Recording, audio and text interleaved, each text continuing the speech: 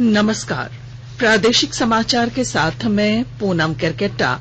पहले मुख्य समाचार। पिछले 24 घंटों के दौरान 1027 नए कोरोना पॉजिटिव मिलने के साथ राज्य में संक्रमितों की कुल संख्या बढ़कर 44,862 पहुंची। राज्य सरकार ने कोरोना संक्रमितों के शव को ले जाने वाले निजी वाहनों का तय किया किराया। जेईई, नीट और एनडीए परीक्षार्थियों की मदद के लिए रांची में बनाए गए 4 सहायता केंद्र, परीक्षार्थियों को आवागमन की मिलेगी सुविधा। और हुंडरू, जोन्हा समेत कई जलप्रपात सैलानियों के लिए खुले, प्रतिदिन 150 लोगों को प्रवेश की अनुमति। और अब समाचार विस्तार से। झारखंड में पिछले 24 घंटों के दौरान 1027 नए कोरोना पॉजिटिव मिले हैं। इसी के साथ राज्य में संक्रमितों की कुल संख्या बढ़कर 44,862 पहुंच गई है। इनमें से 29,747 लोग स्वस्थ होकर घर जा चुके हैं और सक्रिय मामलों की संख्या 14,677 हो गई है। राज्य भर में कल 10 कोरोना संक्रमितों की मौत हो गई। इसी के साथ राज्य में कोरोना से मरने वालों की कुल संख्या बढ़कर 438 हो गई है। कल मिले नए संक्रमितों में रांची के 253, पूर्वी सिंहभूम के 228, रामगढ़ के 63, धनबाद के 53, गिरिडीह के 50, बोकारो के 49, सरायकेला के 41, कोडरमा के 37, चतरा के 31, खूंटी के 25, पश्चिमी सिंहभूम के 24, देवघर के 23, जामताड़ा और साहिबगंज के 19, पाकुड़ के 17, लोहरदगा से 16, पलामू से 15, हजारीबाग से 14, दुमका से 13, गोड्डा से 12, लातेहार से 10, गुमला से 9, सिमडेगा से 4 और गढ़वा से 2 मरीज शामिल हैं। राज्य सरकार ने कोरोना संक्रमितों के शव पहुंचाने वाले निजी वाहनों, अस्पतालों के वाहनों और मोक्ष वाहनों का भी किराया तय कर दिया है। इसे लेकर स्वास्थ्य विभाग के प्रधान सचिव नितिन मदन कुलकर्णी ने कल आदेश जारी किया। इसके तहत निजी वाहन 500 रुपए सेवा शुल्क, ड्राइवर के लिए पीपीई सूट की कीमत 700 रुपए, वाहन के सैनिटाइजेशन का शुल्क 200 रुपए और पहले 10 किलोमीटर के लिए किराया 500 रुपया निर्धारित किया गया है। इसके अनुसार पहले 10 किलोमीटर तक सभी शुल्क मिलाकर अधिकतम 1,900 रुपए की दर निर्धारित की गई है। 10 किलोमीटर की दूरी से अधिक होने पर 9 रुपए प्रति किलोमीटर की दर से शुल्क लिया जा सकता है। आदेश में कहा गया है कि मरीजों के शव ले जाने के लिए परिजन संबंधित मेडिकल कॉलेज के अधीक्षक से संपर्क कर सकते हैं, जो वाहन की व्यवस्था करेंगे। आदेश में यह भी कहा गया है कि यदि परिजन शव का दावा नहीं करते हैं तो जिला प्रशासन 24 घंटे के भीतर निर्धारित प्रोटोकॉल के आधार पर उसका दाह संस्कार कर देगा। धनबाद जिले में कोरोना की रोकथाम के लिए Bharat coking coal limited BCCL और जिला प्रशासन की ओर से विशेष जांच अभियान चलाया जाएगा। विस्तृत ब्यौरा दे रहे हैं हमारे संवाददाता। Bharat coking coal limited BCCL के नए सीएमडी गोपाल सिंह ने यहां योगदान देने के बाद कहा कि वर्तमान में पूरा देश सहित कोयलांचल कोरोना जैसी वैश्विक महामारी से गुजर रहा है। ऐसे में उनकी पहली प्राथमिकता धनबाद जिले को कोरोना फ्री बनाना है। उन्होंने कहा कि इसके लिए जिला प्रशासन के सहयोग से मास स्तर पर टेस्टिंग की व्यवस्था की जाएगी। साथ ही चिकित्सीय व्यवस्था को और चुस्त दुरुस्त किया जाएगा। सीएमडी ने झरिया के प्रदूषण, भूदशान तथा अग्नि प्रभावित क्षेत्रों में रह रहे श्रमिकों को सुरक्षित स्थान पर बचाने की प्राथमिकता भी गिनाई। अजय कुमार सिन्हा, आकाशवाणी समाचार, धनबाद। बाराचट्टी की राजद विधायक समता देवी अपने सहयोगियों के साथ कल लालू प्रसाद से मिलने रांची पहुंची। बगैर अनुमति बिहार से झारखंड आने की सूचना मिलने पर रांची जिला प्रशासन की ओर से विधायक और उनके सहयोगियों को 14 दिनों के लिए क्वारंटीन कर दिया गया है। विधायक समता देवी को उनके साथ 2 बॉडीगार्ड और 1 सहायिका को भी जिला प्रशासन ने क्वारंटीन किया है।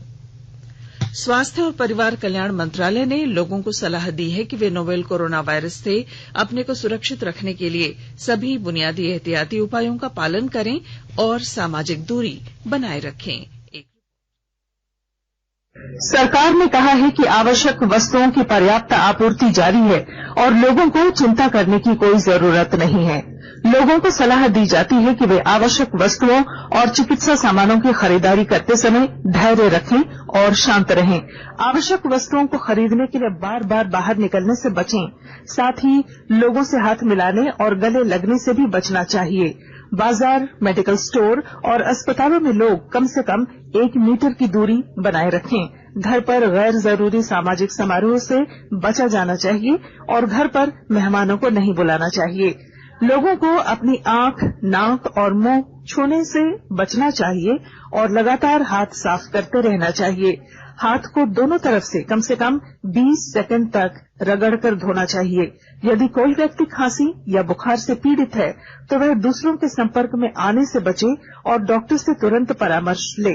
स्वास्थ्य मंत्रालय ने कोरोना वायरस के बारे में जानकारी के लिए एक टोल फ्री नंबर 1075 जारी किया है।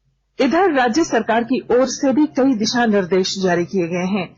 इस सिलसिले में सरकार ने हेल्पलाइन नंबर 181 जारी किया है। सरकार ने कहा है कि कोरोना वायरस से संदिग्ध तौर पर संक्रमित कोई व्यक्ति पाया जाता है तो इसकी सूचना 0651 जो रांची का कोड है और टेलीफोन नंबर 2261-000 तथा 2261-002 के अलावा फैक्स नंबर 2261-856 और मोबाइल नंबर 9955837428 पर दी जा सकती है।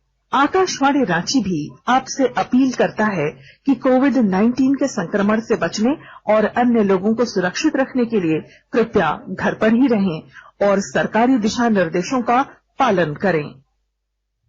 राज्य में अगला राष्ट्रीय कृमि मुक्ति कार्यक्रम 15 से 30 सितंबर तक 11 जिलों में चलाया जाएगा। इन जिलों में बोकारो, धनबाद, जामताड़ा, कोडरमा, लातेहार, लोहरदगा, पाकुड़, पलामू, रामगढ़, साहिबगंज तथा सरायकेला खरसावां शामिल हैं। इस कार्यक्रम के तहत 1 से 19 आयु वर्ग के 65 लाख से अधिक बच्चों को कृमि नाशक दवा अल्बेंडाजोल की खुराक निःशुल्क दी जाएगी। कोरोना के कारण स्कूल और आंगनबाड़ी केंद्रों के बंद होने से इस बार सहिया द्वारा घर घर जाकर बच्चों को ये दवा दी जानी है। अभियान निदेशक रविशंकर शुक्ला की अध्यक्षता में कल राज्य समन्वय समिति की ऑनलाइन हुई बैठक में ये निर्णय लिया गया। रांची के अनुमंडल पदाधिकारी लोकेश मिश्रा ने कल रिम्स स्थित विभिन्न निजी और सरकारी कैंटीनों का औचक निरीक्षण किया।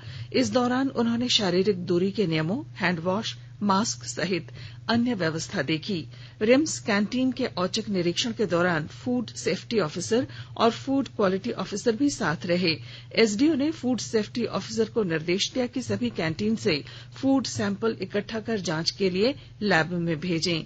जांच में गड़बड़ी पाए जाने पर कार्यालय को जानकारी देते हुए कार्रवाई का निर्देश दिया गया। हजारीबाग जिले के उप विकास आयुक्त अभय कुमार सिन्हा ने कल समीक्षा बैठक कर पोषण माह कार्यक्रम को कैलेंडर के अनुसार 30 सितंबर तक चलाने पर जोर दिया। कोरोना को देखते हुए बैठक में सभी सुरक्षा उपाय सुनिश्चित कर लोगों को जागरूक करने की आवश्यकता पर बल दिया गया। आकाशवाणी के ताजा तरीन समाचारों के लिए आप हमारी वेबसाइट newsonair.com पर लॉग ऑन कर सकते हैं। ताजा समाचार Twitter handle @AIR News Alerts और Facebook page all India radio news पर भी उपलब्ध हैं। आप प्रादेशिक समाचार एकांश के ट्विटर हैंडल @AIR News_Ranchi और Facebook page AIR News Ranchi के अलावा YouTube channel regional news unit Ranchi पर भी हमारे बुलेटिन सुन सकते हैं। प्रादेशिक समाचार आप आकाशवाणी रांची से सुन रहे हैं। रांची जिले में जेईई मेंस, नीट और एनडीए के परीक्षार्थियों को परीक्षा केंद्र तक पहुंचने में परिवहन से संबंधित किसी तरह की परेशानी न हो, इसके लिए रांची जिला प्रशासन की ओर से 4 सहायता केंद्रों की स्थापना की गई है।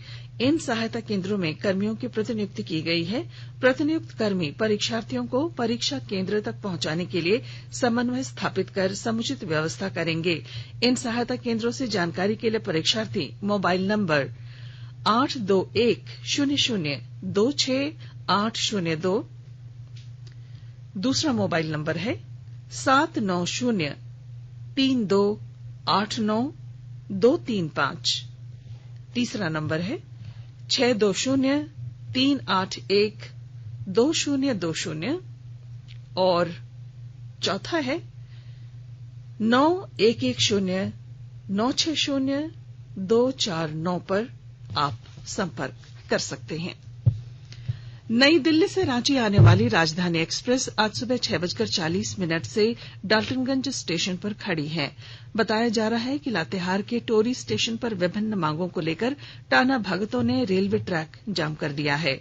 टाना भगत जमीन की लगान रसीद और भूमि पट्टा उपलब्ध कराने को लेकर पिछले 13 घंटों से रेलवे ट्रैक पर बैठे हैं। वहीं रेल प्रशासन और जिला प्रशासन की ओर से टाना भगतों को समझाया बुझाया जा रहा है। इस कारण एहतियात के तौर पर राजधानी एक्सप्रेस को डाल्टनगंज स्टेशन पर रोका गया है और यात्रियों को भोजन उपलब्ध कराया जा रहा है। केंद्र सरकार ने पबजी सहित 118 मोबाइल ऐप पर रोक लगा दी है। ऐसे ऐप भारत की संप्रभुता और अखंडता, देश की रक्षा, राष्ट्रीय सुरक्षा और सामाजिक व्यवस्था के लिए नुकसानदेह समझे गए हैं। इससे मोबाइल और इंटरनेट इस्तेमाल करने वाले करोड़ भारतीयों के हितों की रक्षा होगी। इस फैसले का लक्ष्य भारतीय साइबर स्पेस की सुरक्षा, संरक्षा और सार्वभौमिकता सुनिश्चित करना है। प्रतिबंधित मोबाइल ऐप में PUBG Mobile, Nordic Map, Livik, PUBG Mobile Lite, WeChat Work, WeChat Reading, Cyber Hunter, Life After और वॉरपथ प्रमुख हैं। इलेक्ट्रॉनिक्स और सूचना प्रौद्योगिकी मंत्रालय ने इन ऐप पर रोक लगाते हुए कहा कि इनके बारे में विभिन्न स्रोतों से शिकायतें मिली थी कि एंड्रॉयड और iOS प्लेटफॉर्म पर मौजूद कुछ मोबाइल ऐप लोगों से जुड़ी सूचनाओं के साथ हेराफेरी कर रहे हैं और उसे लगातार देश से बाहर स्थित अपने सर्वर तक अवैध रूप से पहुंचा रहे हैं। मंत्रालय से जारी एक बयान में कहा गया है कि ऐसी गतिविधियों से भारत की सुरक्षा और संरक्षा को क्षति पहुंच रही थी। बोकारो जिले में सड़क दुर्घटनाओं में कमी लाने के लिए विशेष तैयारी की जा रही है। इसे लेकर जिले के उपायुक्त राजेश कुमार सिंह ने जरूरी दिशा निर्देश दिए हैं। और ब्यौरे के साथ हमारे संवाददाता। बोकारो जिले में सड़क दुर्घटनाओं में कमी लाने के लिए जिला प्रशासन कई तरह के उपाय कर रहा है। उपायुक्त राजेश कुमार सिंह ने सड़क सुरक्षा सप्ताह की बैठक में कई उपाय सुझाए। उपायुक्त ने जिले के सभी ब्लैक स्पॉट पर स्ट्रीट लाइट लगाने का निर्देश दिया है। इसके अलावा ब्लैक स्पॉट पर जल्द से जल्द पेट्रोलियम मैप लगाने को भी कहा गया है। उपायुक्त ने यातायात पुलिस को ब्लैक स्पॉट को चिन्हित करने को निर्देश दिया है ताकि दुर्घटनाओं के आंकड़ों में कमी लाई जा सके। उपायुक्त ने सभी चौक चौराहों पर सीसीटीवी लगाने की भी बात कही है। इसके अलावा उन्होंने जिले के सभी थानों और एसडीओ को दुर्घटनाओं में पीड़ित को मुआवजा दिलाने में गति लाने को निर्देश दिया है। मनोज कुमार, आकाशवाणी समाचार, बोकारो। रांची जिले के अनगढ़ा प्रखंड स्थित हुंडरू फॉल सहित झारखंड के सभी जलप्रपातों को कल से खोल दिया गया। लॉकडाउन के नियमों के तहत पर्यटक हुंडरू फॉल, सीता फॉल, दशम फॉल, जोन्हा, हिरणी, पंचघाघ फॉल की खूबसूरती का दीदार कर सकते हैं। झारखंड पर्यटन विकास निगम जेटीडीसी ने जलप्रपात को खोले जाने का आदेश जारी कर दिया है। प्रतिदिन 150 पर्यटकों को ही फॉल घूमने की अनुमति दी जाएगी। विभाग द्वारा बताया गया है कि प्रतिदिन फॉल के आसपास के क्षेत्र को सैनिटाइज किया जाएगा। साथ ही पर्यटकों की स्क्रीनिंग भी की जाएगी। जैसे कि आपको मालूम है कि कोरोना को लेकर राज्य के सभी जलप्रपात क्षेत्र 17 मार्च से बंद थे। अब संक्षिप्त खबरें।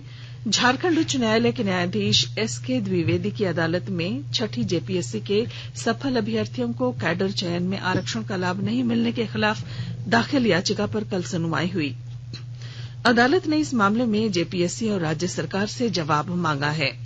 मनरेगा कर्मियों की मांगों को लेकर ग्रामीण विकास मंत्री आलमगीर आलम ने आज बैठक बुलाई है।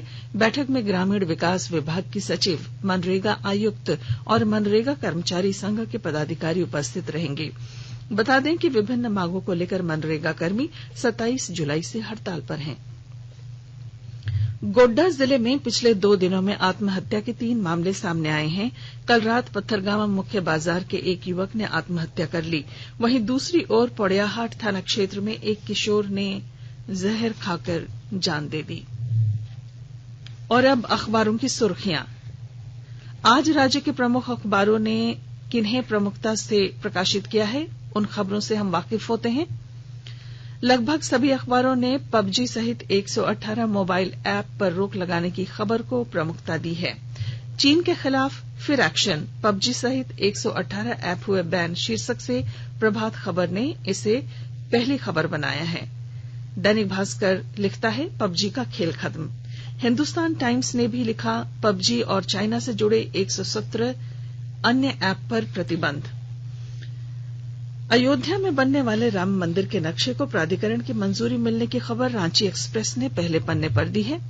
झारखंड में कोरोना संक्रमितों की संख्या 45,000 के करीब पहुंचने की खबर द टाइम्स ऑफ इंडिया दैनिक अखबार ने प्रमुखता से प्रकाशित की। और अब आखिर में मुख्य समाचार।